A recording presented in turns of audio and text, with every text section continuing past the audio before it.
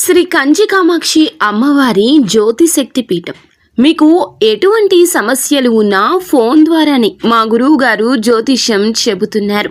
భార్యాభర్తల కలహాలు, ప్రేమించిన వారు దూరం కావడం, డబ్బు, వ్యాపార సమస్యలు, పెళ్లి కుదరకపోవడం, సంబంధాల సమస్యలు, గ్రహ దోషాలు, భూమి వాస్తు దోషాలు, విదేశీ ప్రయాణం కోసం, ఆరోగ్య సమస్యలు, కుటుంబ సమస్యలు, లక్ష్మీ శాంతి, గృహశాంతి, వివాహం ఆలస్యం కావడం, స్త్రీ పురుష వశీకరణం, నాగదోష నరఘోష సమస్యలు, సినీ ఫీల్డ్ గురించి, విడాకులు, కోర్టు సమస్యలు, రియల్ ఎస్టేట్ సమస్యలు, రాజకీయం, ప్రమోషన్ గురించి, శత్రు వశీకరణ, చెడు ప్రయోగాలు. మీరు ఎక్కడెక్కడో జ్యోతిష్యం చెప్పించుకుని అది నెరవేరలేదని బాధపడుతున్నారా? స్త్రీ పురుష వశీకరణకు ప్రత్యేక పూజలు చేసి మా గురువు గారు 100% పరిష్కారాన్ని చూపిస్తారు. ఎటువంటి సమస్యలకైనా ఒక్కసారి నమ్మకంతో మా గురువు గారు గోపీరాజు గారిని సంప్రదించండి.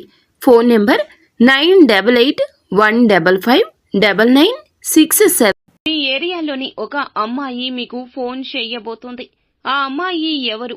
ఈ రాశి జాతకులకు ఎందుకు ఆ అమ్మాయి ఫోన్ చేయబోతుంది?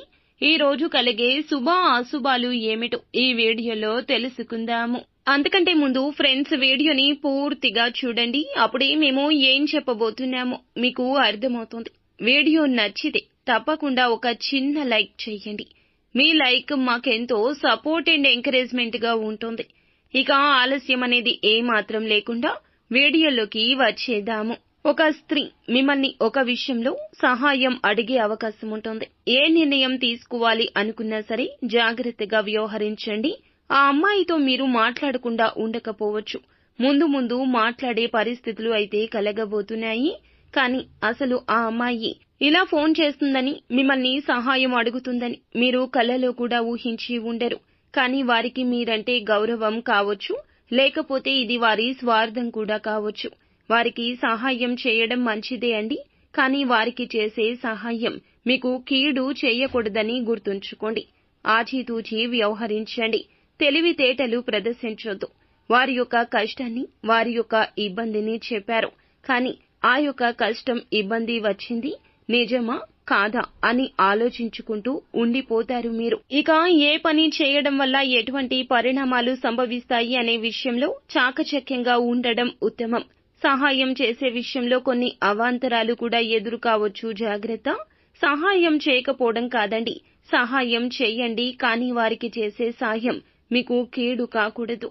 ఎటు నుండి ఏ హఠాత్ పరిణామాలు సంభవిస్తాయో అనే విషయంలో నిర్ణయం తీసుకోండి. అలాగే మిగిలిన అంశాలు చూస్తే మిశ్రమంగా ఉన్నాయి. ఇక ఒక అవకాశం ఈ రోజు మీ తలుపు తట్టబోతుంది. చాలాసార్లు ప్రయత్నించిన దక్కని ఈ యొక్క అవకాశం మీ ముందుకు వస్తుంది. విదేశీ యానానికి సంబంధించింది కావచ్చు, ఉద్యోగానికి సంబంధించింది కావచ్చు, వ్యాపారానికి, ఆదాయ మార్గాలకు సంబంధించింది కూడా కావచ్చును. ఉద్యోగానికి సంబంధించింది కావచ్చు, కావలసిన ఆదాయ మార్గాలకు సంబంధించింది కావచ్చు. ఒక వార్తనైతే వినబోతున్నారు. చాలా కాలంగా వీటి కోసం ప్రయత్నాలు చేస్తున్నట్లయితే ఇప్పుడు మీకు మనశ్శాంతి కలుగుతుందనే చెప్పొచ్చు. కొన్ని అవాంతరాలు ఎదుర్కొంటారు. అంటే పరిస్థితులు అనుకూలంగా ఉండొచ్చు.